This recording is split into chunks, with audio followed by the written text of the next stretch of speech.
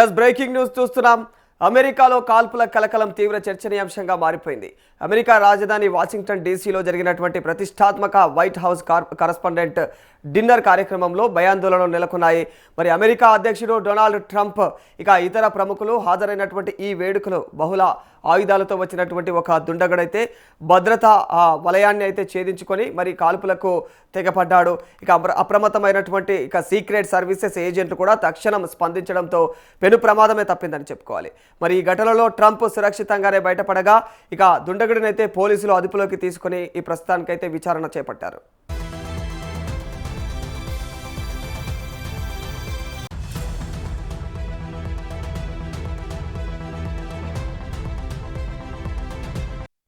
America అధ్యక్షుడు Donald Trump పాల్గొన్నటువంటి white house కరస్పాండెంట్ల విందులో కాల్పుల కలకలం సృష్టించాయి.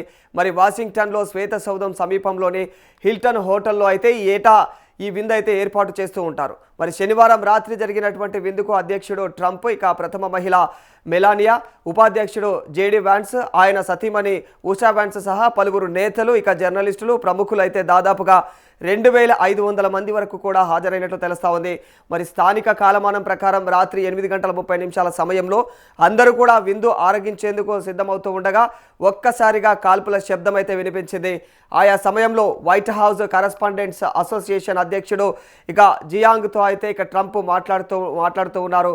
మరి వెంటనే అప్రమత్తమైనటువంటి సీక్రెట్ సర్వీసెస్ ఏజెంట్లు ఇతర భద్రతా సిబ్బంది అయితే విందు జరుగుతున్న హాల్లోకి ప్రవేశించి Trump Melania Vance, Usha Vance, రక్షణ శాఖ మంత్రి పీట్ హెక్సేత్, విదేశాంగ శాఖ మంత్రి మార్కో రూబియోలను అయితే అక్కడి నుంచి సురక్షిత ప్రాంతానికి తరలించారు.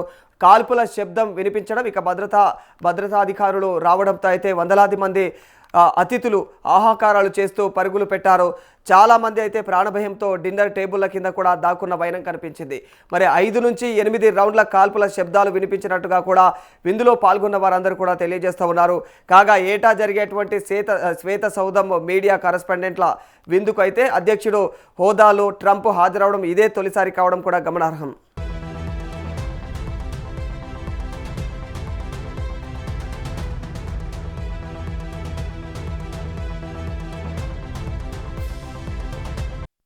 డిన్నర్ వద్ద సీక్రెట్ సర్వీసెస్ బృందం ఏర్పాటు చేసినటువంటి భద్రతా తనిఖీ కేంద్రాన్ని దాటుకొని ఓ దుండగుడైతే షాట్ గన్ హ్యాండ్ గన్ పలు కత్తులతో హోటల్లోనికి ప్రవేశించేందుకు ప్రయత్నించాడు.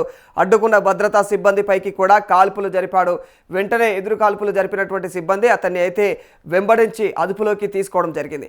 మరి ఈ కాల్పుల్లో ఓ సీక్రెట్ సర్వీసెస్ ఏజెంట్ గాయపడినట్లుగా కూడా Washington DC police commissioner Jeffrey అయితే వెల్లడించారు.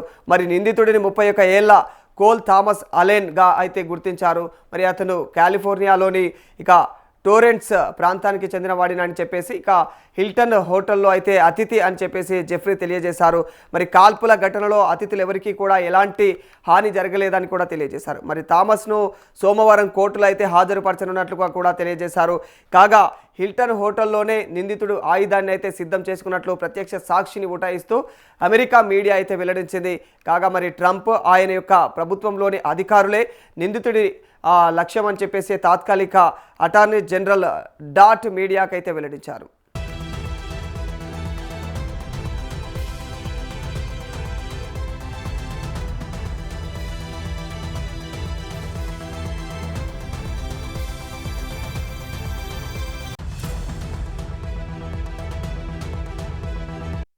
కాల్పుల ఘటన జరిగిన కొన్ని గంటల తర్వాత ట్రంప్ మీడియాతో మాట్లాడారు. సీక్రెట్ సర్వీసెస్ ఏజెంట్లు అధికారులు అద్భుతంగా పనిచేశారని చెప్పేసి ఆయన కొనియాడారు. మరి రక్షణల్లోనే ఎంతో వేగంగా ధైర్యంగా స్పందించి కాల్పులు జరిపినటువంటి వ్యక్తిని అయితే పట్టుకున్నట్లు వెల్లడించారు ఆయన. మరి తామంతా కూడా సురక్షితంగా ఉన్నామని చెప్పేసి కూడా ట్రంప్ పేర్కొన్నారు. అధ్యక్ష పదవి ప్రమాదాలతో అయితే కూడుకున్నదని చెప్పేసి మరి ఈ విషయాన్ని అయితే తను స్పష్టంగా కూడా తెలియజేశారు. కానీ తాను అయితే భయపడుతూ బతికే రకం కాదని కూడా తెలియజేశారు. రిపబ్లికన్లు, డెమోక్రాట్లు, ఇండిపెండెంట్లు ఏదైతే కన్జర్వేటివ్లు లిబరల్స్ ప్రోగ్రెసివ్స్ ఇలా ఎంతోమంది ఆ రూమ్లో అయితే ఉన్నారు. మరి ఈ ఘటన నేపథ్యంలో కూడా అమెరికన్లందరినీ కూడా ఒకటే అడుగుతూ ఉన్నా, మన మధ్య ఏమైనా విభేదాలు ఉంటే హృదయపూర్వకంగా శాంతియుతంగా అయితే పరిష్కరించుకుందాం అని చెప్పేసి ట్రంప్ కూడా పేర్కొన్నారు. మరి వాస్తవానికి కాల్పుల ఘటన తర్వాత తాను హోటల్లోనే ఉండి విందునైతే కొనసాగిస్తానని చెప్పేసి కూడా ఆయన తెలియజేశారు. మరి సీక్రెట్ సర్వీస్ ఏజెంట్లు మాత్రం అక్కడి నుంచి అయితే వెంటనే వెళ్ళిపోవాలని చెప్పేసి అయితే ఆయనకు నచ్చజెప్పే ప్రయత్నం కూడా చేసినట్లు తెలుస్తూ ఉంది. మరో 30 రోజుల్లో అయితే ఈ విందు సమావేశాన్ని రీషెడ్యూల్ చేయనున్నట్టుగా కూడా తెలుస్తూ ఉంది.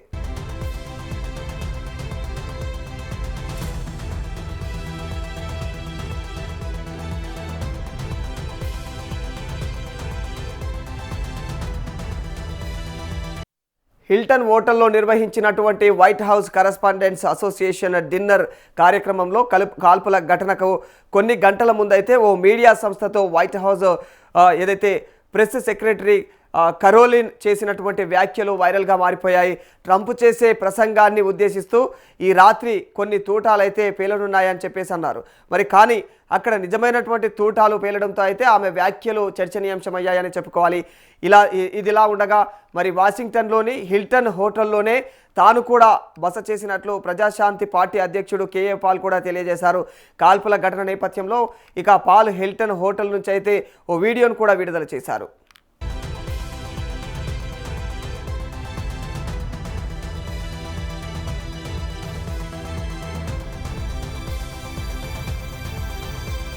ట్రంప్పై హత్యాయత్నం జరగడం ఇది మూడోసారి. 2024 సెప్టెంబర్లో పెన్సిల్వేనియాలోని అదైతే బట్లర్లో జరిగినటువంటి ఎన్నికల ర్యాలీలో అయితే ట్రంప్ పైన దుండగలు కాల్పులు జరిపారు. నాటి ఘటనలో కూడా ఒక తూట ఆయన చెవికి తగులుతూ వెళ్ళింది. మరి ఆ ఘటన జరిగినటువంటి 2 నెలల తర్వాత కూడా ఫ్లోరిడాలోని గోల్ఫ్ కోర్స్ వద్ద కూడా ఆయుధంతో అయితే అనుమానాస్పదంగా అయితే తిరుగుతున్నటువంటి ఒక వ్యక్తిని సీక్రెట్ సర్వీసెస్ ఏజెంట్లు గుర్తించారు.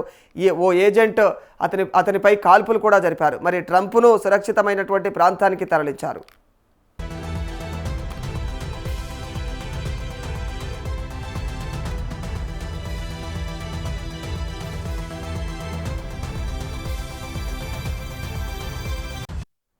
ఏదైతే విందు జరిగిందో అమెరికా వైట్ హౌస్లో, ఆ విందులో పాల్గొన్నటువంటి అంటే ఆ విందులో కాల్పులకు పాల్పడినటువంటి నిందితుడు కోల్ థామస్ ఆలెన్ అయితే ఉన్నత విద్యావంతుడు కావడం కూడా గమనార్హమని చెప్పుకోవాలి. అతను కాలిఫోర్నియాలోని టోరెన్స్ ప్రాంతవాసి అని చెప్పేసి అయితే పోలీసులు గుర్తించారు. థామస్ లింక్డ్ఇన్ ప్రొఫైల్ ప్రకారం అయితే కాలిఫోర్నియా ఇన్స్టిట్యూట్ ఆఫ్ టెక్నాలజీ నుంచి అయితే 2017లో మెకానికల్ ఇంజనీరింగ్లో అయితే ఆయన డిగ్రీని పూర్తి చేసినట్లు తెలుస్తూ ఉంది. అనంతరం కాలిఫోర్నియా స్టేట్ యూనివర్సిటీ నుంచి కూడా కంప్యూటర్ సైన్స్లో మాస్టర్స్ పూర్తి చేశాడు. 2018లో ఓ వీడియో గేమ్ను అయితే తయారు చేశాడు. మరి ఇటీవల మరో గేమ్ను కూడా అభివృద్ధి చేస్తున్నట్టుగా కూడా లింక్డ్ఇన్లో అయితే వెల్లడించాడు. మరి 2014లో జెట్ ఏదైతే ప్రొపెల్షన్ ల్యాబ్లో కూడా నాసా నిర్వహించినటువంటి ఫెలోషిప్ ప్రోగ్రాంలో కూడా పాల్గొన్నట్లు తెలుస్తూ ఉంది.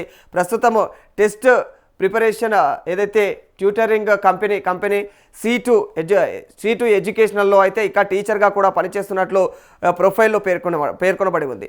మరి థామస్ డెమోక్రటిక్ పార్టీకి సానుభూతి పరుడు అని చెప్పేసి అయితే సమాచారం తెలుస్తోంది. కమలా హ్యారిస్ అధ్యక్ష ప్రచారానికి $25 విరాళం కూడా ఇచ్చినట్లు ఎన్నికల సంఘం అయితే రికార్డుల్లో పొందుపరచబడి ఉంది.